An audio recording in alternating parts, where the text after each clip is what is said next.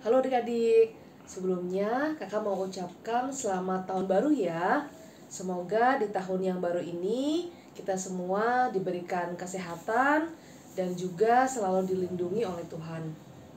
Nah adik-adik, sebelum kita mulai baca Alkitab dan mendengarkan firman Tuhan, kita akan bersatu dalam doa dulu. Kita satu dalam doa. Tuhan Yesus yang baik, terima kasih ya Tuhan, kami mengucap syukur kepadamu atas penyertaan-Mu, atas berkat, juga atas kesehatan yang kami rasakan sampai dengan saat ini. Ya Tuhan, kalau sebentar lagi kami akan mendengarkan sebagian dari firman-Mu, biarlah Tuhan yang membuka mata hati dan pikiran kami, biarlah firman yang diberitakan pada hari ini dapat dimengerti, terlebih dapat dilaksanakan dalam kehidupan anak-anak-Mu di sini. Berfirmanlah Tuhan, kami siap untuk mendengarkan. Amin. Oke, adik-adik, minggu ini kita akan membaca Alkitab dari kitab Hagai, pasal yang pertama, ayat 1 sampai dengan ayat 14. Kakak akan bacakan untuk adik-adik semua. Ajakan untuk membangun kembali bait suci. Pada tahun yang kedua zaman Raja Darius, dalam bulan yang ke-6, pada hari pertama bulan itu, datanglah firman Tuhan dengan perantaraan Nabi Hagai kepada Zerubabel bin Sealtiel, Bupati Yehuda, dan kepada Yosua bin Yozadak, imam besar, bunyinya. Beginilah firman Tuhan semesta alam. Bangsa ini berkata, sekarang belum tiba waktunya untuk membangun kembali rumah Tuhan. Maka datanglah firman Tuhan dengan perantaraan Nabi Hagai, bunyinya, apakah sudah tiba waktunya bagi kamu untuk mendiami rumah-rumahmu yang dipapani dengan baik, sedang rumah ini tetap menjadi reruntuhan? Oleh sebab itu, beginilah firman Tuhan semesta alam. Perhatikanlah keadaanmu. Kamu menabur banyak, tetapi membawa pulang hasil sedikit. Kamu makan, tetapi tidak sampai kenyang. Kamu minum, tetapi tidak sampai puas. Kamu berpakaian, tetapi badanmu tidak sampai panas. Dan orang yang bekerja untuk upah, ia bekerja untuk upah yang ditaruh dalam pundi-pundi yang berlobang. Beginilah firman Tuhan semesta alam. Perhatikanlah keadaanmu. Jadi naiklah ke gunung, bawalah kayu dan bangunlah rumah itu. Maka aku akan berkenan kepadanya dan akan menyatakan kemuliaanku di situ. Firman Tuhan. Kamu mengharapkan banyak tetapi hasilnya sedikit. Dan ketika kamu membawanya ke rumah, aku menghembuskannya. Oleh karena apa? Demikianlah firman Tuhan semesta alam. Oleh karena rumahku yang tetap menjadi reruntuhan, sedang kamu masing-masing sibuk dengan urusan rumahnya sendiri. Itulah sebabnya langit menahan embunnya dan bumi menahan hasilnya.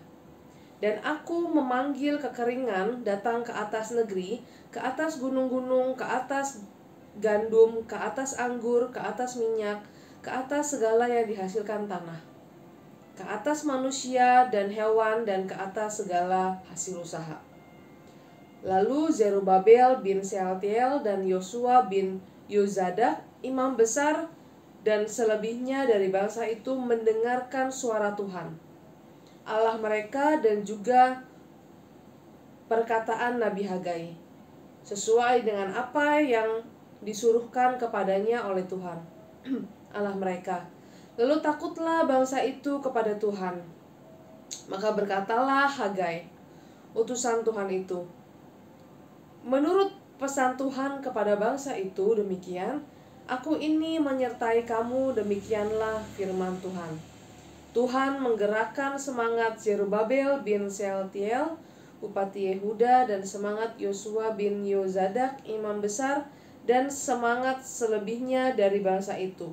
Maka datanglah mereka lalu melakukan pekerjaan pembangunan rumah Tuhan semesta alam Allah mereka.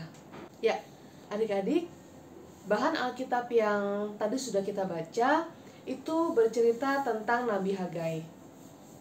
Nah, pada saat itu diceritakan Nabi Hagai datang menemui dua orang bangsa Yehuda. Yang pertama itu adalah Zerubabel, dia adalah bupati dari bangsa Yehuda. Terus kemudian yang kedua adalah Yosua, dia adalah pemimpin imam dari bangsa Yehuda. Nah, apa sih adik-adik yang dilakukan oleh Nabi Hagai menemui kedua orang itu? Nah, Nabi Hagai pada saat itu datang untuk mengingatkan dan mengajak bangsa Yehuda untuk kembali membangun Bait Allah. Bait Allah yang sudah beberapa tahun lamanya, sudah cukup lama, dibiarkan saja hancur adik-adik. Dibiarkan saja menjadi reruntuhan. Tidak dibangun kembali, jadi diabaikan begitu aja. Nah, kemudian Nabi Hagai juga mengajak bangsa Yehuda untuk menjadi bangsa yang tidak egois atau tidak mementingkan diri sendiri. Nah, adik-adik tahu nggak kenapa sih bangsa Yehuda di situ dikatakan bangsa yang egois atau bangsa yang mementingkan diri sendiri? Nah, karena adik-adik mereka sibuk untuk membangun rumahnya mereka masing-masing. Sedangkan Bait Allah, tempat untuk beribadah, lambang untuk kehadiran Tuhan, malah dibiarkan begitu aja adik-adik. Tadi di bahan Alkitab yang tadi udah kita baca, di situ diceritakan masing-masing orang itu sibuk membangun rumahnya sendiri dengan bahan yang bagus. Dengan tadi di situ dengan papan yang bagus-bagus. Mereka semuanya sibuk mementingkan urusan mereka sendiri, urusan rumah mereka sendiri. Rumahnya dibangun dengan sangat bagus, tetapi di satu sisi adik-adik, Bait Allah tidak mereka urusin. Mereka membiarkan Bait Allah hanya berupa reruntuhan. Nah, melihat itu, Tuhan pun marah ya adik-adik ya. Makanya di situ dikatakan kalau mereka menabur benih yang banyak tapi hasilnya sedikit.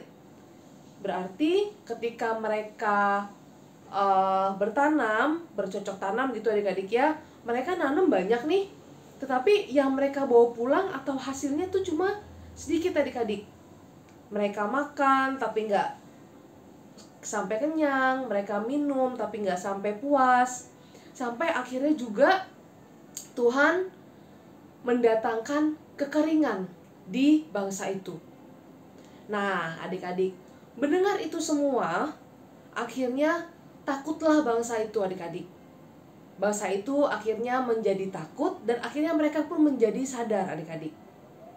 Melalui perantaraan Nabi Hagai, akhirnya mereka mau mulai lagi bersama-sama untuk membangun kembali Bait Allah menjadi Bait Allah yang bagus adik-adik, tidak dibiarkan menjadi reruntuhan saja. Jadi Nabi Hagai menggerakkan si bangsa Yehuda ini untuk mereka mau membangun kembali bait suci. Nah, kemudian mereka pun saling bergotong royong, saling bekerja sama, tidak mementingkan diri mereka sendiri, tetapi mereka mau bersama-sama akhirnya membangun kembali Bait Allah. Nah, adik-adik, dari cerita yang tadi sudah kita dengar, pesan apa sih yang bisa kita ambil? Pesannya adalah adik-adik, di sini kita mau menjadi anak-anak Tuhan yang tidak egois, yang tidak mementingkan diri sendiri, tetapi mau peduli dan mau bersimpati dan berempati terhadap orang lain. Gimana sih caranya adik-adik? Nah, di sini kakak mau ambil contoh dua hal adik-adik. Yang pertama adalah dengan cara berbagi. Jadi adik-adik, kita mau berbagi dengan orang lain, tidak hanya mementingkan keinginan kita sendiri, enggak hanya mementingkan apa yang kita mau, tetapi kita juga mau belajar untuk peduli terhadap orang-orang yang ada di sekitar kita. Nah, mungkin adik-adik bisa mulai dari di lingkungan adik-adik dulu. Pertama bisa di rumah nih adik-adik. Ya, di rumah di situ ada papa mama, ada adik atau ada kakak. Ya adik-adik ya. Jadi bisa adik-adik saling berbagi dengan kakaknya atau dengan adiknya. Jangan hanya mementingkan keinginan adik-adik sendiri. Nah, terus kemudian mungkin di sekolah, ketemu dengan teman-teman adik-adik di sekolah. Nah, di situ juga adik-adik bisa belajar untuk mau berbagi dengan teman-teman yang ada di sekolah adik-adik. Jadi misalnya ada teman adik-adik yang mungkin saat itu sedang kekurangan atau mungkin saat sudah membutuhkan bantuan, adik-adik mau peduli untuk menolong mereka. Atau mungkin bisa juga adik-adik di lingkungan rumah adik-adik. Misalnya di lingkungan rumah adik-adik di situ ada mungkin ada tukang sampah, atau mungkin juga bisa jadi ada tukang beca, tukang ojek dan lain sebagainya. Mungkin kalau misalnya adik-adik punya makanan lebih atau adik-adik punya uang lebih, bisa bantu beli makanan, mungkin bisa diberikan ke orang-orang yang merasa kurangan. Nah, terus yang kedua adik-adik, ya, kita mau belajar untuk tidak mementingkan diri sendiri dengan cara mau bekerja sama dengan orang lain. Sama seperti bangsa Yehuda tadi adik-adik. Mereka yang tadinya awalnya mementingkan diri sendiri, berpikir untuk diri sendiri, tetapi akhirnya mereka mau tergerak untuk bersama-sama bergotong royong membangun kembali rumah Tuhan. Nah, adik-adik, mengenai kerjasama, di sini kakak mau putarkan ada satu video. Kita akan tonton sama-sama ya adik-adik ya.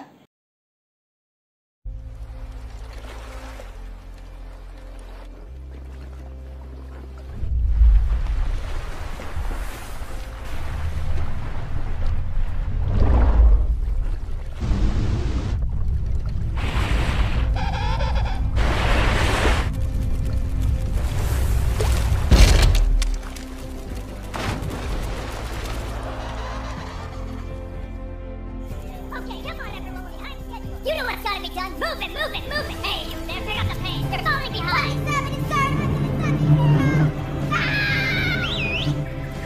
Come on, let's go. Everyone, move together. We've got a threat on our hands.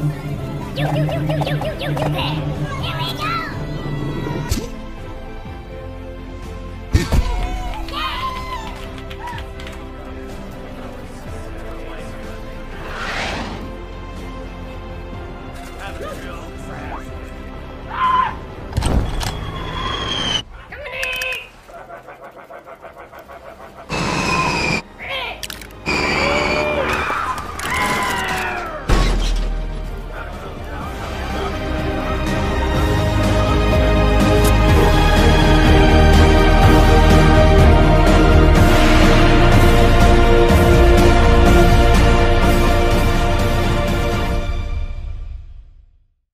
Ya, adik-adik, dari video yang tadi sudah kita tonton sama-sama adik-adik, di situ kita bisa lihat adik-adik, kalau kita mau bekerja sama dengan orang lain, kalau kita tidak mementingkan diri sendiri, mau ada tugas sebesar apapun, mau ada rintangan sebesar apapun, pasti kita bisa laluin adik-adik.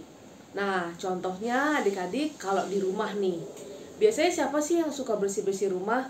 Biasanya mamanya ya, tapi jangan mamanya semuanya yang ngerjain adik-adik, tapi kita mau peduli, mau bareng-bareng bantuin mamanya. Jadi kerjaan sebanyak apapun, tapi kalau misalnya adik-adik mau peduli, mau bantuin mamanya, mau kerja sama kakaknya atau adiknya untuk bantu beres-beres rumah, sebanyak apapun pasti bisa akan selesai. Nah, terus kemudian kalau di sekolah nih adik-adik, pasti adik-adik pernah dikasih tugas sama gurunya untuk tugas yang dikerjakan secara kelompok. Nah, kalau misalnya adik-adik lagi dalam tugas kelompok, cobalah untuk tidak mementingkan hanya kepentingan adik-adik sendiri, tapi mau bekerja sama, saling bantu, saling tolong-menolong dengan sesama teman-temannya. Karena kalau misalnya adik-adik kerjain tugas kelompok, kerjain tugasnya sendiri-sendiri, masing-masing mau mementingkan dirinya sendiri, kakak yakin pasti tugasnya juga nggak akan selesai. Nah, tapi adik-adik, kerjasama yang kakak masukkan di sini bukan kerjasama kalau pas lagi ujian atau ulangan ya adik-adik ya. Kalau itu nggak boleh. Tapi di sini kerjasama kalau adik-adik sedang mendapatkan tugas dari gurunya atau sedang diberikan suatu tugas untuk dikerjakan secara kelompok. Nah, adik-adik, dari cerita yang sudah kita dengarkan tadi, adik-adik, kakak ingatkan sekali lagi bahwa di sini kita mau belajar bagaimana untuk tidak menjadi anak Tuhan yang egois. Mau menjadi anak Tuhan yang tidak hanya mementingkan diri sendiri, tetapi mau peduli, mau bersimpati, mau berempati dengan kepentingan orang lain juga. Nah, adik-adik, sekarang kita mau tutup dengan doa. Ya, kita satu dalam doa.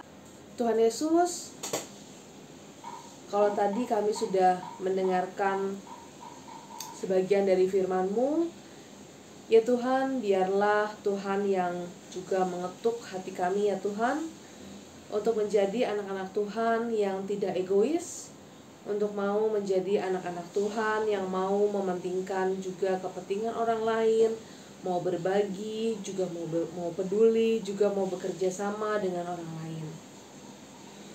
Ya Tuhan, di sini kami juga mau berdoa untuk sekolah dari anak-anak-Mu. Biarlah ya Tuhan, anak-anak-Mu di sini dapat bersekolah dengan baik ya Tuhan. Kemudian kami juga mau berdoa bagi orang tua kami semua. Biarlah Tuhan Yesus yang senantiasa menyertai, memberkati kedua orang tua kami. Ya Tuhan, kalau sebentar lagi kami juga akan berpisah satu sama lain, Tuhan biarlah tetap bungkus kami satu-satu ya Tuhan, sehingga biarlah nanti di minggu depan kami kembali bisa bersekolah minggu. Ya Tuhan, doa yang jauh dari sempurna ini kami sempurnakan hanya ke dalam nama-Mu. Terima kasih Tuhan. Amin. Selamat hari Minggu adik-adik. Tuhan Yesus memberkati.